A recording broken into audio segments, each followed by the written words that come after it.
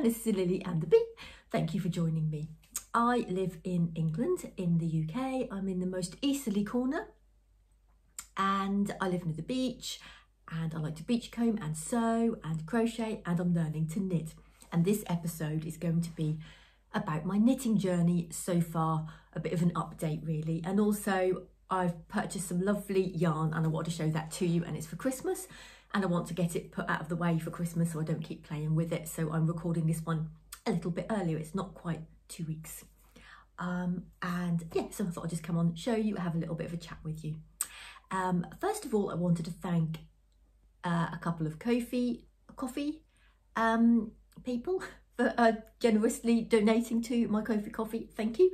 And I always thank people personally with a little reply in Ko-fi on the app, but I also like to do a little live thank you as well. So thank you to Helen and Jacqueline, who both donated last week. It was now. Thank you very much, and I'm saving that for when I meet my sister in a couple of weeks' time. We're going to get a coffee and breakfast together, so I will use that then. So thank you very much, and I'll take a little video if I remember. My sister hasn't been in any videos yet, but I'm sure you'd all love to see. I don't think has she? No. So I'm sure you'd love to see her, the non-crafting version of me. I'm going to mention her later on, actually, to do with the yarn, but that's a different thing, so I will mention her again. She doesn't watch. So where should we start? I've started making the bat with my daughter, which is a cool crafting bat. I've made a start, well, she's made a start on that, which is in the bag here, but about halfway through. The light's not very good. I think it's because the weather's so miserable. Shall I put the light on and try? That makes a difference.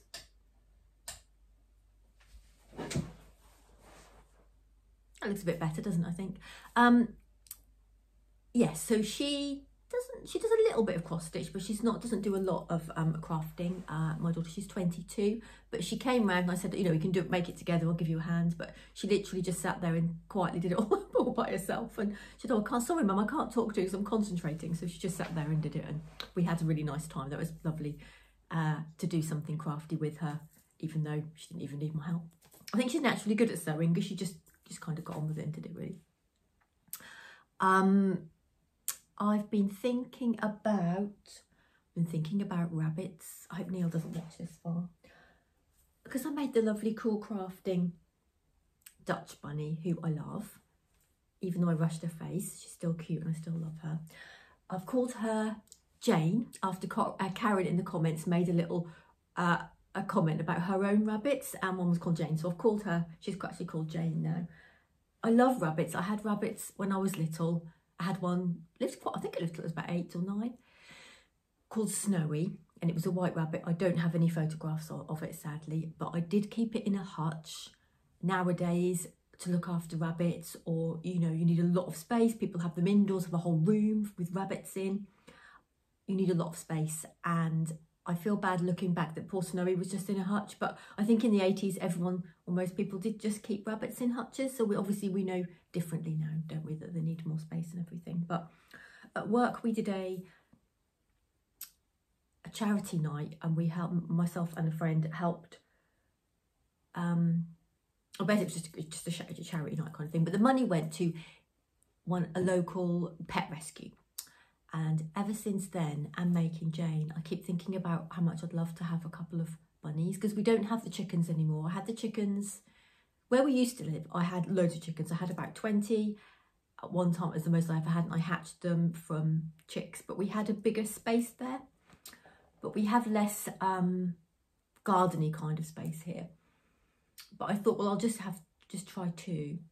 But the ones I got, and I don't know whether because I've had them since they were about 6 weeks old, so I basically brought them up, and I think I brought them up to be quite nervy like me, so I jump all the time. If anyone knocks on the door, I'm like, ah, it just makes me jump.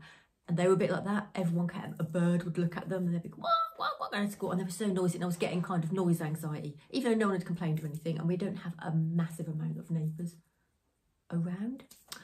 I was conscious of it, and I was nervous that what if we go out for a walk early in the morning and they make a loud noise. So anyway, a lovely lady has taken them, or took them months ago now, and she has lots of other similar sized chickens, little Pekins they were. So I did rehome them. but ever since, I've kind of missed having an outdoor pet, and I would really like something. So I've been thinking about rabbits. I haven't mentioned it to Neil, but I think he might kind of guess. I don't think he's going to be keen on having more animals because he wants to go away a lot, and they do sort of tie you to the house a little bit if you have pets. But I love sitting in the garden and just watching them, and so I don't know, I might broach the subject with him, and we would have people that would care for them for us. And I've got the space, I've looked into it loads, and I know I've found like a hutch with a big run and everything. I've loads of space. I know how to care for them and everything better than I did in the 80s, and how to sort of tame them, keep them friendly and all that kind of thing. So I don't know, I've been thinking about it a lot, but trying not to get too excited in case I decide not to. But I feel like it would be nice to rescue just a couple and give them a nice home here. So I don't know, I'm thinking about it. But now I'm going to go on with my knitting. Although I shall show my bag first. I'm thinking about kind of Christmassy things, and this year I want to get a bit more Christmassy, because last year I wasn't YouTube Christmassy, and I always said I don't really make a lot of Christmassy things. But I don't know, this year I'm kind of thinking, trying to make, this top's a bit funny under here, isn't it? I'm trying to think, I'm wearing a vintage blouse with Harry Hill collars. The collars are massive, and if you know who Harry Hill is, he wears big collars, and maternity dungarees, although I'm not expecting a baby. I accidentally bought them from a charity shop, and they were quite large around the waist, and it was because they were it's because they were maternity ones, which I saw in the label. So I've just taken them in a little bit, and but I felt I've been a bit comfy today. Yes, so that's what I'm wearing, and yes, so I thought I would try and be a bit more YouTube Christmassy.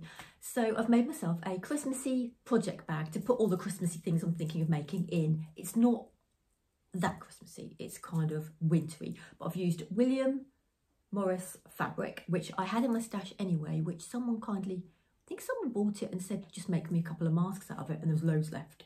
This was back down in the lockdowns, and they just didn't keep the rest, and it was just in my stash. So here is the bag, and I've used Ruby Star Society fabric on the top here, which I thought looked a little bit like mistletoe, and along the side, and inside I've got this red fabric which I've had for absolutely ages. I got that from a vintage shop, and I don't know how old the fabric actually is, but it looked quite wintry and Christmassy as well, kind of a little bit. I mean, it hasn't got Father Christmases or anything. I think that's what puts me off being Christmassy, making Christmassy things, because I don't really want loads of things with Father Christmas and snowmen, all that kind of thing. So yeah, so I'm really pleased with this. Should we do that? See what it looks like closed, like that. And I made a little patch for the front. Can you tell I've been thinking about rabbits? Oh, little rabbit on it, which says made by me, which is, you may remember this fabric. This is also Ruby Star Society fabric. And it's, is it called? It just says Sarah Watts on the side.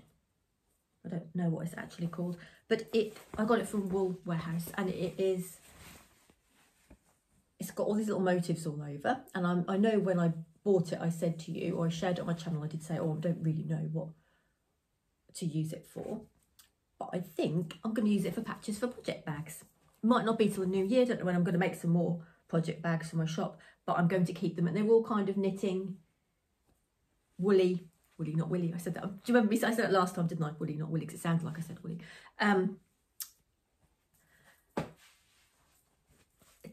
Patches, and I've made them into patches. I've just cut them out and used, so I've just sewn that bit on the bottom, and then I've used a double-sided interfacing to iron that on, just so it doesn't fray. I mean, sometimes when you cut fabric and you zigzag it, you get a tiny bit of fraying afterwards. Yeah, and obviously I can put whatever colour I want to match the top, maybe, if it would be a nice idea. So that is my Christmas bag with the Christmas makes in, which I've got this book, which I'm not going to show you the whole book. I will show it to you again near Christmas, but I'm just keeping it in with the bags, just so I know. And I've got a pattern for some gloves in there, knitted gloves in there. Look. Are they knitted? Yeah, I've never made. This is the book, and I really like the look of, where is it?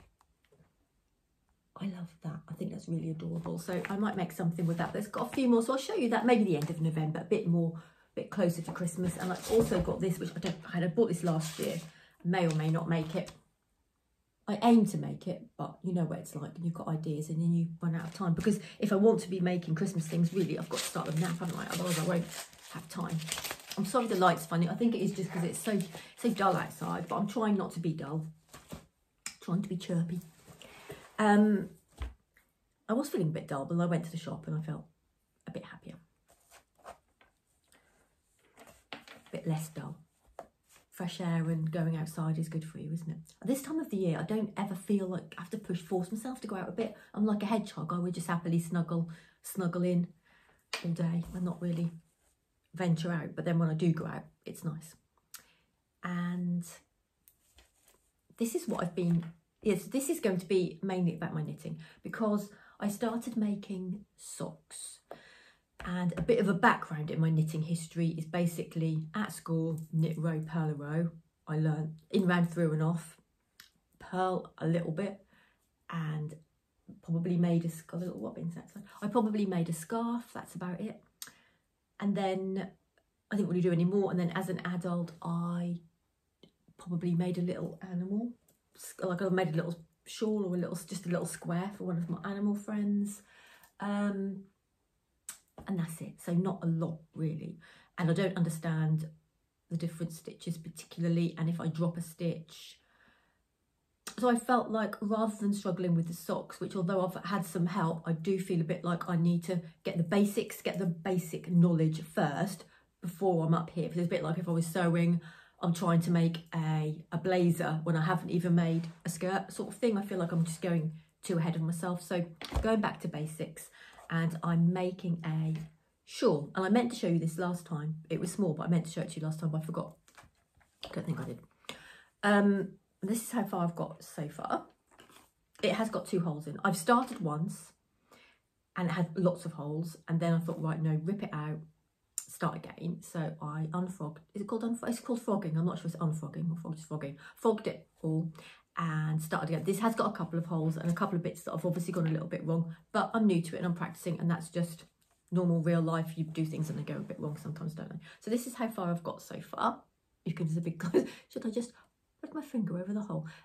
There's my little stitch marker. So what I'm doing is, when I'm knitting on the side where the stitch marker is, I'm increasing, and the other side I'm not. So this is the straight side and this is the diagonal, and it's just going to get bigger and bigger and bigger and bigger until I run out of yarn. This is, I got this, I had a few balls of this, but I think I've got 2 left. One's the frogged one, which I don't know if I'll use that. A couple I just used for, I think one of my little animals has got a backpack made out of one, possibly. So I've got this one, it's Giddy Yarns. I've used the dark one. I'm now on the light one, which I've changed to the light one.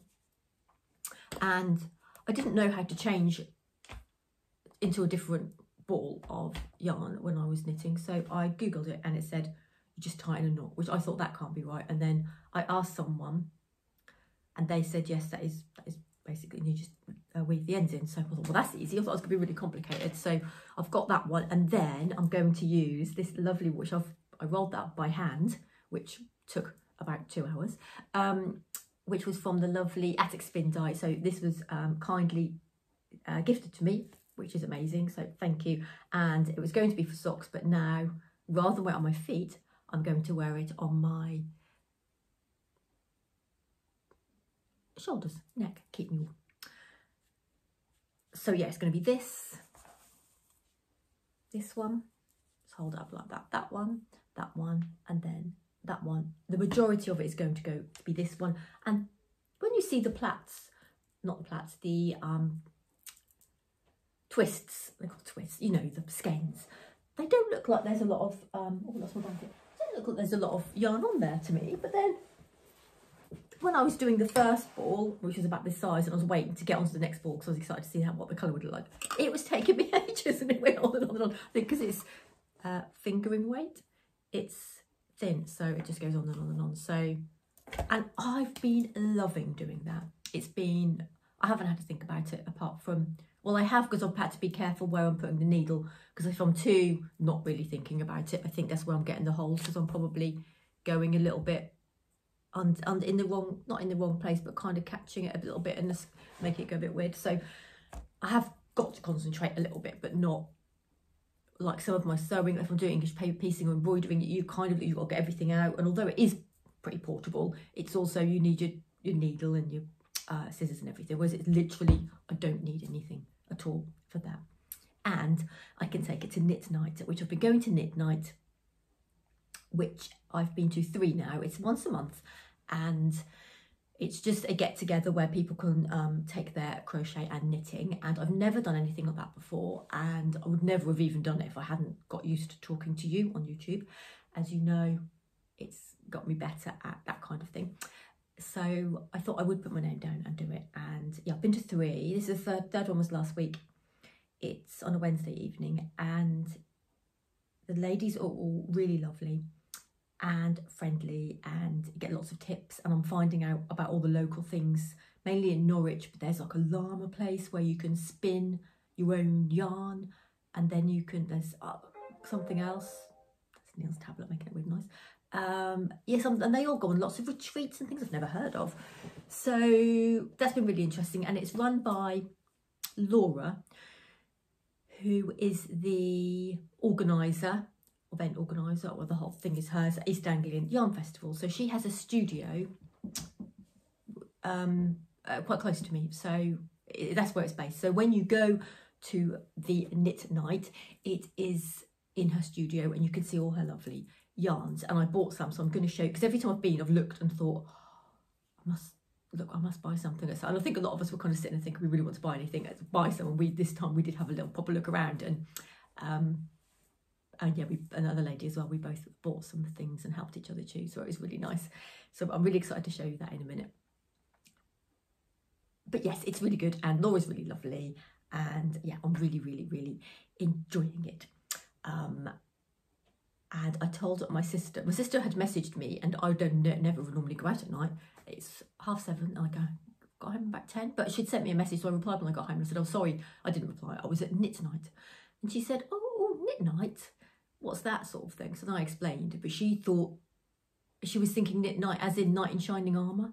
And she said, oh, that does sound a bit more edgy, knit night. So no knights in shining armour. It's just kind ladies knitting. So I will show you what I have bought. And actually I was explaining to her about the yarn dyes, and they use, they might base it on a children's book or a film or a TV series or something, the colourways. What the yarn's based on, the colourings they use. And she said, is there a Corrie one? Because she loves watching Coronation Street. I said, I don't think so. So my sister and I think now we should do our own range of yarn dyeing, which I wouldn't do because I'd just make it, honestly, I'd make so much mess, it'd go all over me. And I don't have the equipment or anything. But in a dream world, if we had our own yarn dyeing area, we would do soap operas, and we could have, because I was saying to her, oh, we could have Deirdre Barlow, and you could base it on her glasses and on her hair, and maybe what she was wearing, that type of thing. You do Ken Barlow, and then we could do Brookside. You could do Barry Grant and Sheila Grant. You could, I think, well, I don't remember the names, like Jimmy Cork. He'd be brilliant, wouldn't it? I'm sorry if someone else has already thought of this, but if they have, I would definitely purchase some soap yarns, Corrie and Brookie, and I don't even know too much about EastEnders, but yeah, that's a good idea. Anyway, they're not the ones I bought. I bought the ones that Laura had coloured, which are from, and I bought this little basket. How cute is this? But these are all hanging up on the wall as well, and they look lovely. There's only one floral one left, and it's quite handy because you can put your little stitch markers on. So this basket and these two I've bought for myself, but Neil's going to get them for me for Christmas. So I'm showing you now, and then I can just put them aside and he can wrap them up. He can just wrap them up for me, and I can open them at Christmas. So the first one is, and there's the label. These are Lonely Knitter, but I think Laura also has, I don't know if she still has this label or whether everything is now Folk Yarn Studio, but she's on Instagram as Folk Yarn Studio.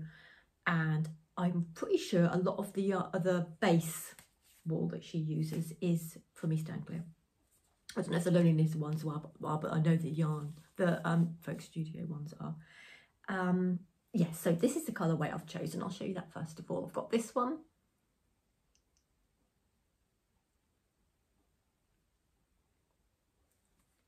Which is called You Know Nothing, Jon Snow. And I'm saying it in that voice because in Game of Thrones, that's what everybody said.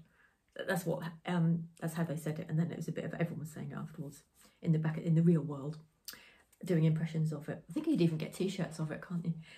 This feels so soft and absolutely beautiful. And it's plush DK. These are DK, not fingering. And it's 70% baby alpaca, which I want to know, which I didn't think to ask when I was there.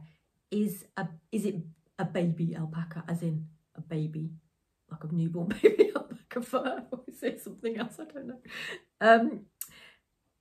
20% silk and 10% cashmere, 100 grams. And it just feels so soft. And it does actually remind me of Jon Snow when he's standing there. They had that big coat on, didn't he? I think that's probably what it's based on. And this is also Game of Thrones, which is going to be the one. So I'm going to make something stripy. I'll tell him what I'm going to make in a minute.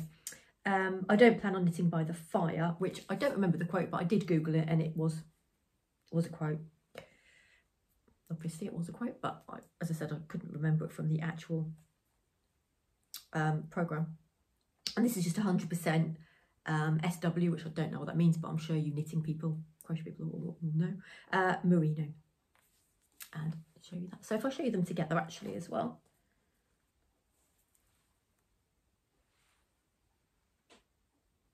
Oh, they're beautiful. I can't share how soft this is, but I mean, really, I could keep that like that, put a little couple of ears on, and that could be a pet rabbit.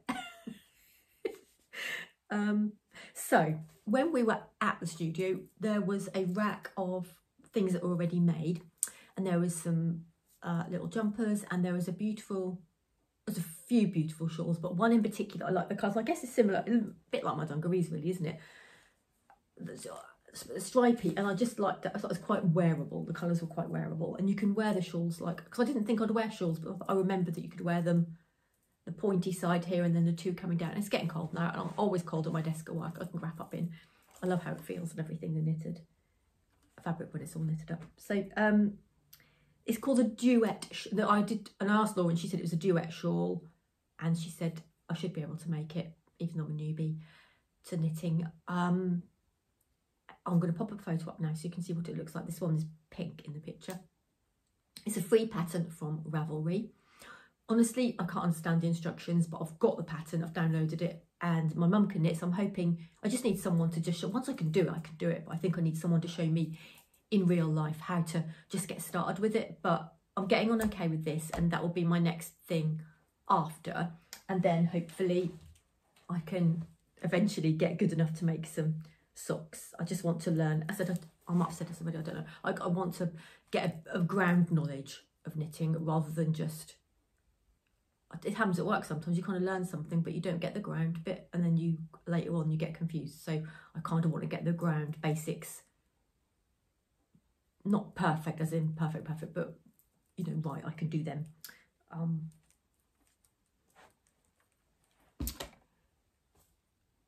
I can do them straight away. I'm going to go and get my cardigan because I'm cold. Just knocked it. I just went to get my cardigan and knocked. It was on the banister and I kind of flipped over and knocked him over. But he needs a dust, so I'll leave him there. Right, a bit more cosy now, that's better. What was I talking about?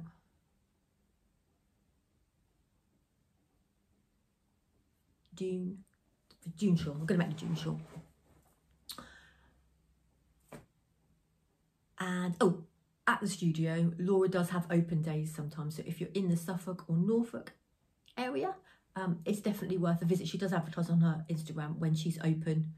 I think she's had one, I didn't go, but I think she's had one open day where you can purchase things and have a look around and everything. So yeah, if you're interested and you are local to our area or in the area even, so that's my knitting kind of journey. I feel like I'm getting a cold. When you go out in this time of year, everyone's coughing, aren't they? I'm just like, oh, I know I'm going to get a cold. So I'm trying not to. It's another reason why I recorded, in case I get a cold. In case I get a cold and I get a cough or something. I just record record now. I wanted to give you an update on Dawn as well. I'm going to pop a picture of the lovely Dawn bag from the Lovely Man fabric. Carol did get in touch, and I've posted Dawn off to her, and I hope you don't mind me saying, Carol, that her son, her son does actually climb, because Dawn looks like a climber and looked like her son, and he does, and I did mention that he's got his top off, and she said her son is muscly and he does climb in his top off when he does the indoor climbing. So I love that. Thank you for sharing that. I've just told everyone now, Carol. I hope it's okay. So that was really nice, and yeah, and I'm like, it's just nice to get a little bit of a connection with people. That's what I like doing about like, one of the things I really love about YouTube is just having little connections and just little things about people's lives. And I mean, if you're the same and you read the comments and you get little pieces of things and people tell me little stories, and honestly, I'll say I really love it when people tell me little bits and pieces, and it sounds like I'm nosy. It's not nice. I don't know. It's just it's just a connection is the word I'm using. It's just to have that little connection with people that I would never normally know anybody. Or some people don't go out very much, or they don't see many people, or especially if you're retired, it must be hard to see like loads and loads of people. So I think it's really nice to have little, even if it's online, I think it's just as nice with these people that you would never normally come into contact to or know if they are or anything, and then you find out little things, and I just really love it. So I think you probably feel the same if you like read the comments or you watch other podcasters, and there's like familiar faces in the comments as well, and yeah, I think it's really nice. I am talking about the East Anglia Yarn Festival. I'm definitely going to go this year. I don't know whether I dare apply for the podcaster thing still, because I daren't last year. Because they have a podcaster thing where you can just kind of you can wear you wear a badge, like is it called, not a lapel, lanyard, that's the word, lanyard, and you can film. So it'd be and it's in March normally, it'd be wonderful to film, but I'm not sure whether I'd be brave enough to kind of then be there all day and then with the other podcasty people, who I'm sure they were all really nice, but I don't know about that. But that might be a step too far. So I might do what I normally do and just go early, and then I don't know. It'd be nice to see a few people who watch though if they went. I don't know. I haven't decided, but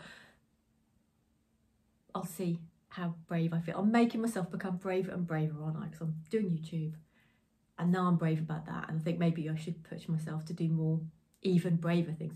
What I would love to do is to have a little meet up with some other locally podcast people who I kind of know. That would be nice, because you see other people do it and they meet up, and I think, oh, that'd be really lovely. So just a few of the ones who I kind of feel like I'm friends with, that would be lovely. But a lot of people live right on the other side of the country as well, so I don't know. I don't know what I'm talking about that, but I think it's because I was thinking about the folk yarn thingy. So yes, I was talking about Don, wasn't I? Don's gone off to his new home, and he's going to be having knitting projects in, because Carol's going to be knitting for her son, socks for her son, when he is rock climbing. So love that. Bit of an update there. Oh yeah, I was talking about the connections with people I was thinking about, and I think that's what got me then thinking about the yarn festival, and that, because I don't tend to go to any other ones that are miles away, and none of you might want to see me. I want to sit there by myself. I don't really mind interested in seeing Lily anyway. I don't know. It's kind of in my head, thinking about it.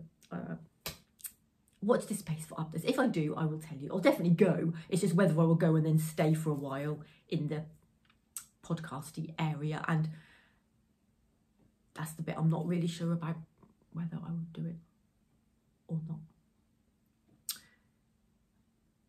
Right, how are we? Oh, half an hour. This is long. It's only going to be a quick chat. Thank you if you've got all this way to the end. Thank you very much. And I hope it's been a bit more upbeat, because I wasn't feeling that upbeat. I was feeling a bit fed up with the weather, the miserable weather. Where's the sun? It is winter, what do you expect? So I hope I have been upbeat enough, and it's been okay.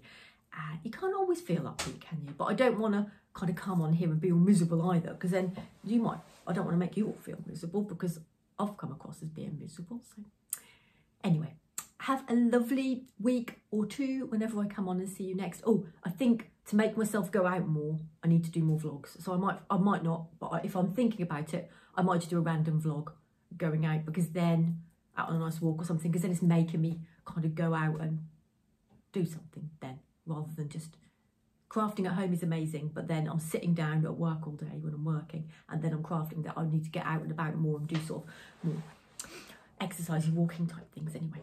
So right, anyway, I'm definitely going now. If like and subscribe please if you want to. None of that thumbs down business, we don't want any of that. Thumbs up or don't watch.